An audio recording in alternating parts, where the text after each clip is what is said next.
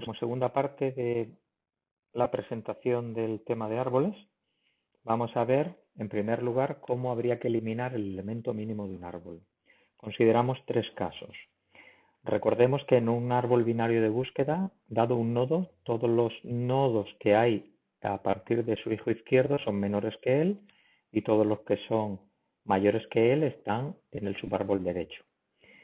Bien, entonces si queremos borrar el mínimo, lo primero que tenemos que preguntarnos es si el nodo raíz tiene un hijo izquierdo. Si no tiene hijo a la izquierda, entonces el nodo raíz es el mínimo y su hijo derecho pasa a ser la nueva raíz. Si, suponiendo que la raíz sí tiene hijos a la izquierda, como por ejemplo el árbol que tenéis abajo en la parte izquierda, si el nodo que hay más a la izquierda, en nuestro ejemplo sería el 3, no tiene hijos, entonces él es directamente el mínimo y lo podemos eliminar. Si el nodo que hay más a la izquierda, por ejemplo en el caso de la parte intermedia, es un nodo interno porque tiene hijos, como por ejemplo el 5, obviamente hijo derecho, hijo izquierdo no puede tener, si no, no sería el más a la izquierda. O sea, si el nodo que hay más a la izquierda tiene hijo derecho, entonces el borrado pasa por reenganchar todo el subárbol derecho del nodo que tenemos que borrar como hijo izquierdo del padre del nodo que borramos. En este caso es el raíz, pero no tiene por qué ser. ¿De acuerdo? O sea que el 7 y todos sus descendientes pasan a ser hijo izquierdo del 10. Bien. Otra idea interesante es que podamos utilizar los árboles binarios de búsqueda para implementar otras colecciones. Por ejemplo, como se muestra aquí, poder implementar listas ordenadas. Recordamos los métodos de una lista ordenada que disponía de los métodos genéricos del superinterfaz y del método añadir propio de la lista ordenada, donde un elemento iba a parar a una posición concreta dentro de la lista.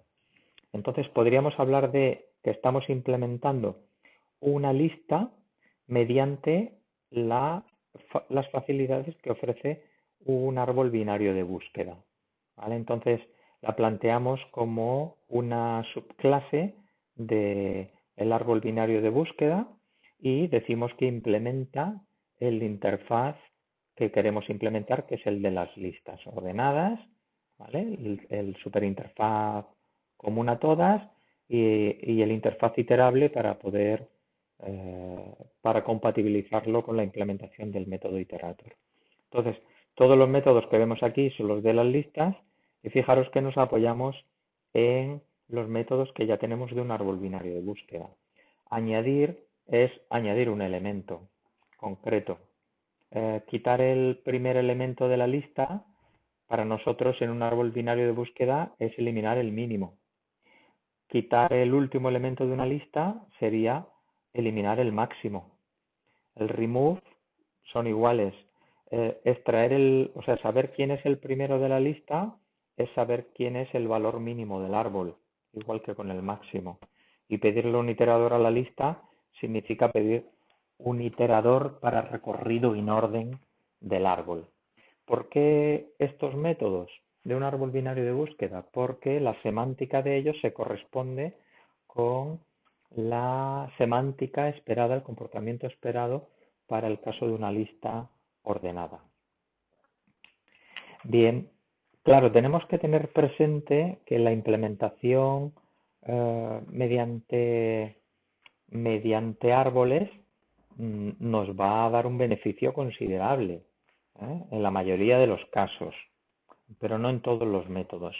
Con la implementación que vimos las semanas anteriores, eliminar el primero tiene un orden de complejidad de 1. Es decir, me va a costar, me da igual que la lista tenga 1.000.000 de nodos o tenga 100.000 millones, al final lo único que tengo que hacer es un reenganche del head a la derecha, con lo que es una única operación. Sin embargo, en un árbol binario de búsqueda, el tiempo es proporcional al logaritmo del número de nodos. El logaritmo en base 2 del número de nodos, por ser binario, es el tiempo promedio para localizar un nodo dentro de un árbol binario de búsqueda. ¿Por qué es un logaritmo en base 2? Porque si un árbol tiene n nodos y cada vez que yo voy bajando un escalón en el árbol, empezando por la raíz, para encontrar un nodo concreto, fijaros que cada vez que bajo un escalón, como digo, divido por la mitad el número de nodos que me quedan por procesar. Entonces, quiere decir que como máximo, como muy lejos, voy a tener que dividir por la mitad hasta encontrarme que tengo un árbol de solo un nodo. Y ese es el que estoy buscando. Entonces, la pregunta es, ¿cuántas veces puedo dividir un número por la mitad hasta llegar a la unidad? Pues el logaritmo en base 2 de dicho número. ¿Por qué? Porque el logaritmo es el inverso del exponencial, que es precisamente el efecto multiplicativo del 2 por 2 por 2 por 2 por 2, que es el que nos va haciendo engordar el árbol.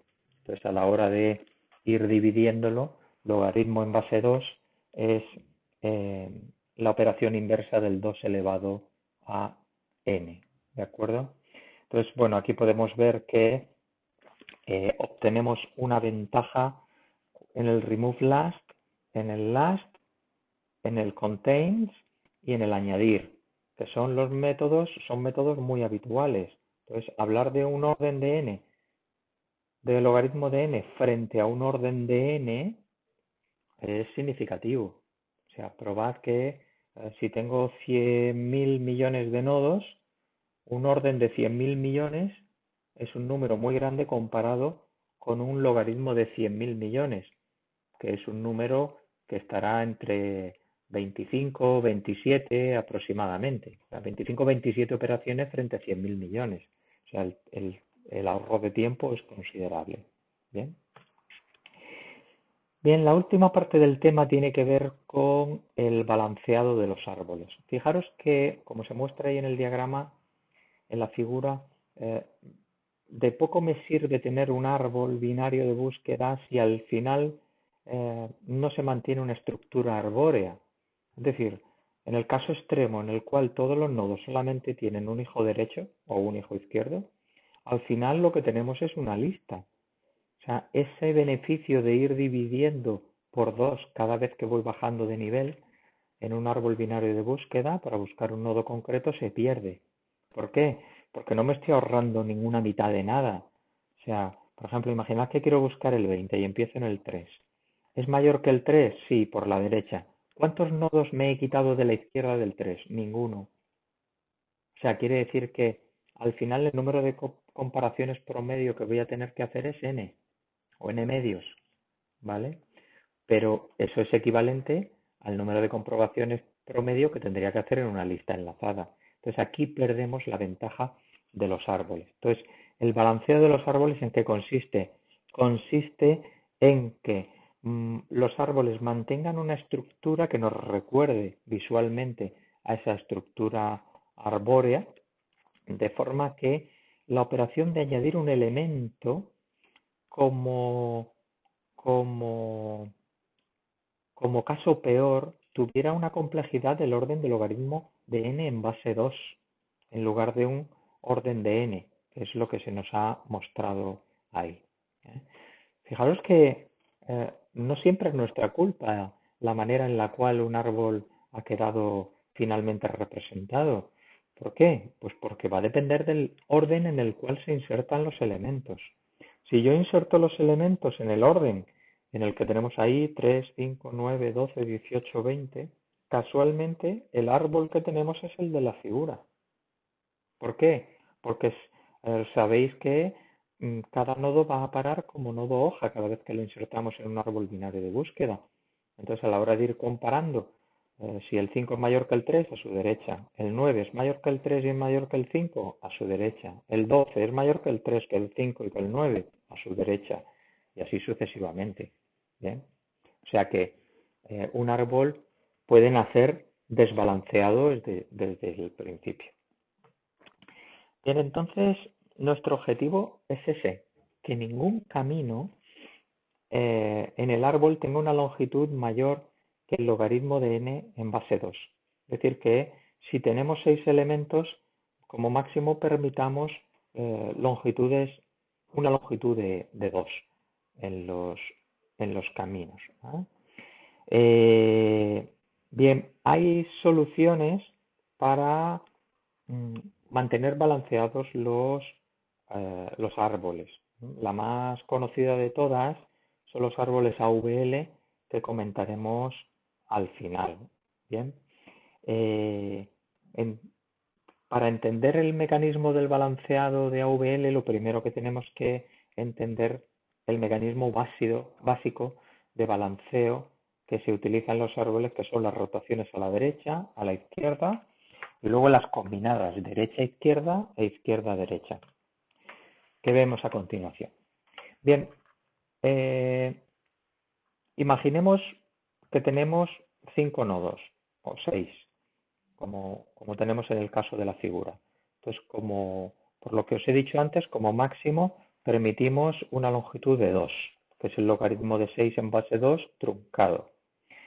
Bien, entonces, la rotación a la derecha pasa por, visualmente lo veis, pero también tenéis la descripción de los pasos, pasa por, fijaros dónde está ese punto rojo, voy a rotar haciendo que el 7 pase a ser el nodo raíz de ese subárbol, el 13 pasa a ser hijo derecho y entonces el 7 preserva sus hijos izquierdos, su ramal izquierdo, pero tenemos que hacer que alguien adopte al subárbol derecho del 7, que es el 10 y todos sus descendientes, porque ahora el 7, como se ha hecho padre del ramal del 13, alguien tiene que heredarlo. Entonces, ¿quién lo hereda? Pues justamente el 13, que es el que ha perdido ramal izquierdo. Bien, entonces el 13 hereda el ramal derecho del 7, ¿vale? Pasando a ser su ramal izquierdo. Bien, esa rotación se denomina rotación derecha y fijaros que nos preserva una altura máxima en todos los caminos de 2, que es el subárbol, el árbol que vemos al final a la derecha. Hay que incidir en que en este ejemplo que se presenta, casualmente la raíz se ha visto afectada, pero esto no tiene por qué ser así. Esto es porque es un ejemplo pequeño y la rotación ha implicado a la raíz. Las rotaciones van a implicar, van a afectar a un subárbol concreto dentro del árbol global. ¿Entendido? Por lo que ese 13 pudiera ser hijo izquierdo o derecho de cualquier árbol más grande que hay hacia arriba, ¿vale? Pero por acotar el ejemplo, pues simplemente lo hemos planteado así. En la rotación a la izquierda, pues es algo lo mismo, pero el problema lo hemos tenido por la derecha. Bien, entonces, imaginemos que insertamos el 15, eso nos desbalancea el árbol. Entonces, la rotación hay que hacerla en el 10, porque el 10 es el que donde se produce ese desbalanceo, ¿vale? Entonces hay que hacer la rotación del 10 con el 5. Al rotarlo de esta manera simétrica, lo que hemos hecho antes, el 10 pasa a ser raíz, el 10 pasa a adoptar como hijo izquierdo el 5 y todos sus descendientes, y alguien tiene que adoptar el ramal izquierdo del 10. ¿Quién va a hacerlo? El 5 como ramal derecho. Bien, hay veces en las cuales el balanceo implica combinar dos de los anteriores. ¿Cuándo? Cuando el balanceo se encuentre como un camino más largo en el subárbol izquierdo del ramal derecho donde se genera el desbalanceo. Entonces, primero hay que hacer una rotación hacia la derecha y después una rotación a la izquierda. Pues fijaros cómo de la primera imagen, al hacer una rotación a la derecha, el 10 pasa a ser nuevo raíz, que tiene como subárbol derecho el 13, bien, y tiene como subárbol izquierdo el 7. Bien, con eso estamos preservando la relación de mínimo máximo, es decir, todo lo que cuelga a la izquierda del 10 con el 7 sigue siendo más pequeño que él. Y del 10 hacia arriba todo es mayor que él. Con lo que todo puede ser, todo el subárbol del 13 puede ser subárbol derecho del 10. Vale, todavía no lo hemos arreglado, nos toca hacer una rotación como se ha explicado en las transparencias anteriores. El 10 pasa a ser raíz, tiene como subárbol izquierdo el 5 y, aquí está la parte importante, alguien tiene que adoptar el subárbol izquierdo del 10. Entonces lo tiene que adoptar el 5 como subárbol derecho. Con eso pasamos a tener el árbol balanceado y cumpliendo que no hay ningún camino mayor en longitud al logaritmo en base 2 del número de nodos. De manera simétrica, la rotación izquierda-derecha hay que realizarla cuando en algún subárbol derecho de la rama izquierda del nodo donde se genera el desequilibrio se ha insertado el nodo, como es este caso. Fijaros que el desequilibrio lo tengo en el 13, entonces tenemos que hacer la rotación del 7, ¿vale? El 7 pasa a ser raíz, o sea, padre del 5, mantiene su subárbol derecho, pero al tener que hacer la siguiente rotación donde el 7 pasa a ser raíz, alguien tiene que adoptar el subárbol derecho del 7, que es el 13, ¿vale? El que lo adopta, teniendo un árbol equilibrado. Bien, los árboles AVL se basan en los mecanismos de rotación que os acabo de describir, pero la activación de las operaciones de rotación tienen como criterio de activación, en lugar de la longitud del camino, que es demasiado restrictivo y involucra continuas operaciones de rebalanceo. Belsky y Landis publicaron en el año 62, fijaos todos los años que han transcurrido, ese artículo que está todavía disponible en Internet, porque es un clásico dentro de la algoritmia, en particular dentro de la implementación de árboles binarios de búsqueda, como una variación sobre lo anterior. La variación consiste en mantener una especie de factor de balanceo que se anota en cada nodo, como la diferencia de alturas de sus subárboles. De forma que 0 si la diferencia de las alturas de sus subárboles es la misma, menos 1 si es hacia la izquierda o más 1 si pesa más la derecha. Bien, entonces, obviamente, las únicas dos formas por las cuales un árbol puede pasar a estar desbalanceado es porque insertemos un nodo o lo borremos. Entonces, cada vez que se hace alguna de estas dos operaciones, hay que actualizar los factores de balance de carga para ver en qué nodo ocurre que ese factor de carga es mayor en valor absoluto que 1. Donde aparezca un 2, entonces habrá que hacer el balanceado aplicando alguna de las 4 operaciones que os he apuntado anteriormente. AVL es la mejor implementación existente para el balanceo de árboles. Bien, ahí tenéis un enlace a, a un entorno visual que permite poner en práctica esto. Bien, que os la voy a mostrar. Bien, pues imaginad que tenemos este árbol y que voy a insertar el nodo 27. Entonces, ¿el nodo 27 dónde iría a parar? No, sí, el nodo 27 iría a parar como hijo derecho del 23. Bien, entonces eso no nos produce, ¿veis? Se ha hecho el recálculo de los factores de carga de los árboles y no nos ha producido un problema. Pero ahora vamos a insertar el 25. El 25 que estaría como hijo izquierdo del 27. Es mayor que el 23, pero es menor que el 27. Bien, entonces insertamos el nodo 25, se recalcula y aplicando los pasos que vamos a ver a continuación, se rebalancea el árbol y se llega al árbol que habéis visto aquí. Podéis hacer vosotros mismos las simulaciones, reduciendo también la velocidad para que veáis eh, cada paso con las rotaciones. Fijaros que aquí está el pseudocódigo relativo a las rotaciones que ha tenido que realizar como consecuencia de la inserción. Bien, entonces, imaginemos que tenemos el árbol de la izquierda y que insertamos el nodo 1, ¿vale? Entonces, este árbol de partida, fijaros que tiene el factor de carga de este nodo es 0 porque no tiene hijos y este tampoco. El de este es 0 porque las longitudes de los caminos es 1 por los dos sitios.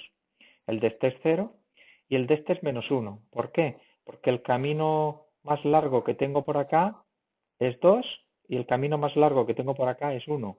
Entonces 1 menos 2 es menos 1. Cuando insertamos un nodo aquí, recalculamos hacia el raíz los factores de carga de cada uno de los nodos. El factor de carga de este nodo es 0, el de este es menos 1 porque no tiene hijo derecho, el de este es menos 1 porque aquí tiene una longitud de 2 y aquí tiene una longitud de 0, y el de este es menos 2 porque aquí tiene un camino de 2 y aquí tiene un camino, perdón, aquí tiene un camino de 3 y aquí tiene un camino de 1. 1 menos 3 es menos 2. Entonces, ¿dónde se produce el desbalanceo? En el 7. En el 7 se produce el desbalanceo, con lo que hay que hacer una rotación derecha del 5 hacia el 7, como os he explicado con anterioridad. Entonces el 5 pasa a ser raíz, mantiene su hijo izquierdo con todos sus descendientes, pero alguien tiene que adoptar el subárbol derecho del 5, que lo adopta como subárbol izquierdo el 7. Bien, en la rotación hacia la izquierda, bueno, aquí tenéis una explicación que os animo a que la leáis. En la rotación hacia la izquierda es simétrica a la de la derecha y lo podéis ver vosotros con tranquilidad. En las rotaciones combinadas, por ejemplo, rotación derecha-izquierda, el desbalanceo ocurre porque el nodo que alcanza el valor de 2, 2 o menos 2, el problema lo tiene obviamente en su hijo derecho, pero el desequilibrio en el hijo derecho viene por el ramal izquierdo, ¿vale? Entonces, por ejemplo, en esta situación, imaginad que partiendo de este árbol quiero borrar el nodo 3. En este caso no es una inserción, sino un borrado. Quiero borrar el nodo 3. Entonces, al borrar el nodo 3 y recalcular los factores de carga, este pasa a tener un 0, este es 0, este es menos 1, este es menos 1 y este es menos 2, porque es la diferencia 1 menos 3 es menos 2.